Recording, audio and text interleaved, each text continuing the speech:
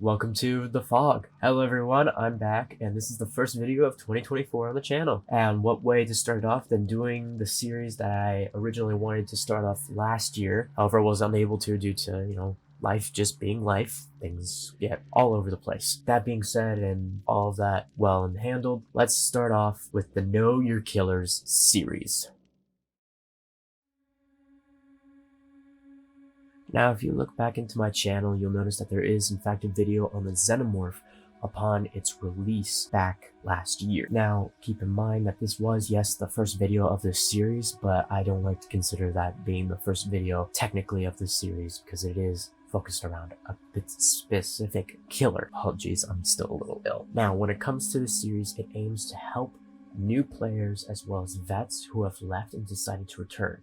This will be on the basics in this video and not a specific killer. That will be for later videos, starting from the Trapper to the most recent killer that is added to Dead by Daylight and will continue to grow with as many killers that are added to Dead by Daylight.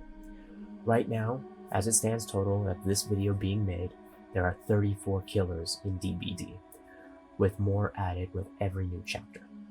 Each one with a unique power to overtake their prey. And with every killer comes 3 unique perks, all that can be mixed together in your loadout to create special builds to control the flow and experience for you and other players. All killers have a few things in common, however, this being movement speed and terror radius. The speed of most killers is usually 4.6 meters per second or 115%. Keep in mind survivors move much slower than this, so killers are faster than survivors. And they also have a terror radius or a heartbeat that stretches out from the killer at 32 meters. These can be different.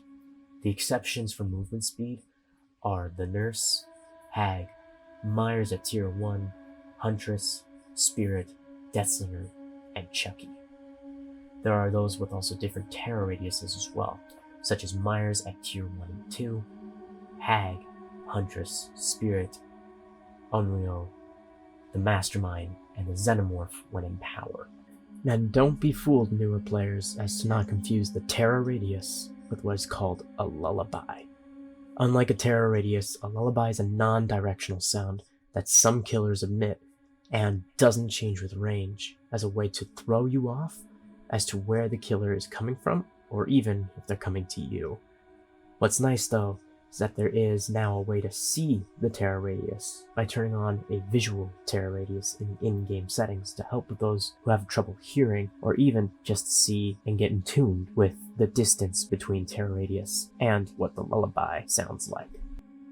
But be warned, both speed and terror radius can be changed or manipulated in some way, whether by perks, given status effects, or a killer power, so remember to pay attention when going up against your opponent.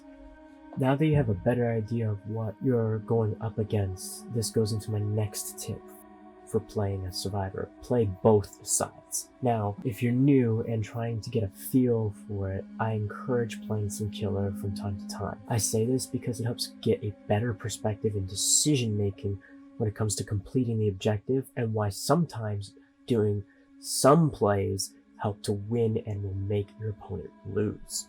That leads me to my next point, objective. For you, the Survivor, your objective is to repair 5 generators and open the exit gates in order to escape. Sounds easy. It is, you just have one obstacle, the killer, whose objective is to catch, kill, and sacrifice the survivors. As a new player, it's intimidating going against the first couple of killers. That's good because, at least to me, that's part of getting into Dead by Daylight. But if you want out and escape, do your gens. Now, this is tough because the killer can see the aura of all the generators that are not completed around the map, and is going to be patrolling them to find survivors. If and when the killer finds you, it's time for the chase. This, among a bunch of other words, you're going to hear a lot in Dead by Daylight, and that is chase. Chase is a make or break for you and your team. I'll be going into more detail about what's called looping in my upcoming Know Your Loop series. But I will say this, pay attention to your opponent's next move and anticipate their next move. You'll learn this through a lot of time and practice, as well as, again, playing both sides. as well as, and you'll be looking for this red light in front of the killer. It's on every killer and it tells where the killer is looking. If it's gone, that means the killer is under the status effect undetectable. This status effect is one of many status effects that can be granting a temporary buff or a temporary debuff. Undetectable is for the killer, and it removes the terror radius and red stain from the killer, allowing for the killer to get a jump on you. Some killers have this effect as a part of their power, this being used by Unreal, Tier 1 Myers, Skull Merchant, Pig, Ghostface, Demogorgon, Chucky, Dredge, Wraith, and Xenomorph. As a survivor, also keep an eye out for this status effect. If you have this icon on your HUD, be careful. This is a hex. A hex is an effect caused by a hex perk. Hex perks tend to be high risk, high reward for the killer. A strong perk with strong effects, but can be easily handled by cleansing the hex. When starting the trial, totems spawn in the map. All are unlit, 5 in total.